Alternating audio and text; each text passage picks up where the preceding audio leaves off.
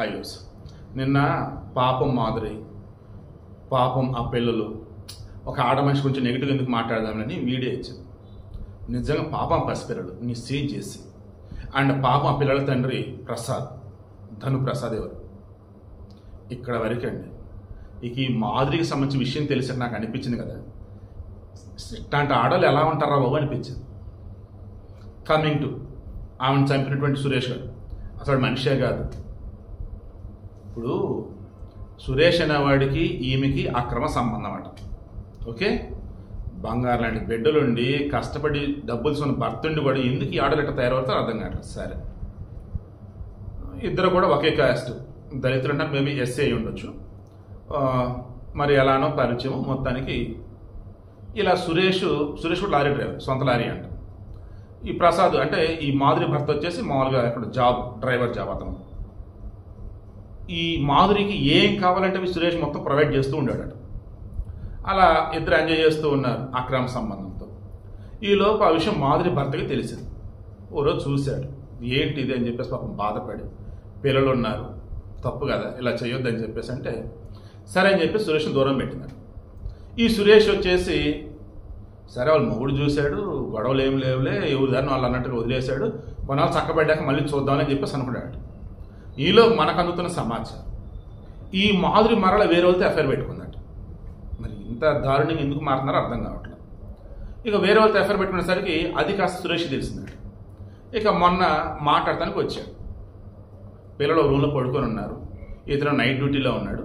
ఇక మాధురి ఉంది. ఇంట్లో లోపలికి వచ్చిన సురేష్, నీకు ఏం కావాలంటే అది నేను చేశాను, మీ ఆయన చూశాడని చెప్పేసి నాతో కాదని అన్నావు, ఓకే, ఇప్పుడు వేరేతో ఉంటున్నావు ఏంటి నువ్వు మరలా అని చెప్పేసి అంటే ఇద్దరి మధ్య మాట పెరిగి పక్కన రాడ్ లాంటిది కర్ర లాంటిది ఉంటే అతను కొట్టించాడు.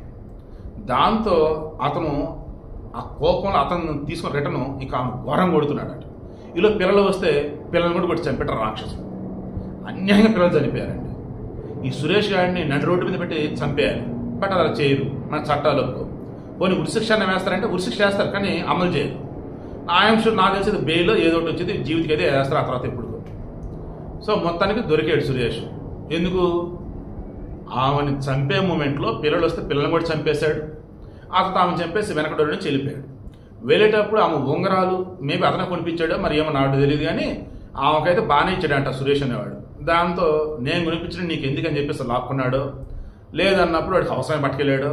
ఫోన్ మాత్రం తీసుకెళ్ళటం అయితే మాత్రం అవతల ఉన్నవాడు ఫోన్ చేస్తే వాడిని కూడా చంపేయాలని నిధులు తీసుకున్నాడట. బట్ ఈలోపు సెల్ ఫోన్ సిగ్నల్ ట్రేసెస్ ఎక్కడున్నాడు ఏంటని చూసుకొని తెచ్చేశారు. చంపే అంత ఆవేశంతో ఉన్నోళ్ళకి కూసేంత ఆలోచన కనుక ఉన్నట్టయితే ఇక్కడతో దరిద్రం పోయిందని చెప్పేసి వదులుకుని వెళ్ళిపోవాలి. చంపటం ఏంటి, పిల్లల్ని చంపటం ఏంటి, మరలా ఆ దగ్గర ఉసులుసుకొని పారిపోవటం ఏంటి, ఇప్పుడు దొరికి కట్టడాలు పాలవటం ఏంటి? నేను మరలా చెప్తున్నా, ఏదైనా సరే గుర్తుంచుకోండి, మన 4 గోడల మధ్య ఉంటేనే ఏదైనా, అది దాటిందిరా అంటే దానికి మనం బందీ అయిపోతాం. గుర్తుంచుకోండి. మనం ఎప్పుడు చెప్తాడు, గుప్పుడు బిగబట్టి ఉంటేనమ్మా బలం, అది వదిలేసావా ఏముండదమ్మా అంటాడు. రహస్యం అన్నది కూడా అదేనమాట. ఏదైనా ఇద్దరి మధ్య 4 గోడల మధ్య మాత్రం ఉండాలి.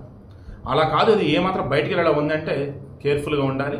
అండ్ అటువంటి జరగకుండా చూసుకోండి. ఇంకెంతకుముందు నేనేం చెప్పలేను. ఇక్కడి నుంచి అన్నా కొంచెం బుద్ధిగా ఉండటం అలవాటు చేస్తున్నాను. పిల్లలను మాత్రం బలి చేయకండి, ఆడవాళ్ళైనా మగవాళ్ళైనా. మీ కామానికి, మీ మద పిచ్చికి, మీ అక్రమ సంబంధాలకి అన్యంగా పసిపెట్లో బలి అవుతున్నారు.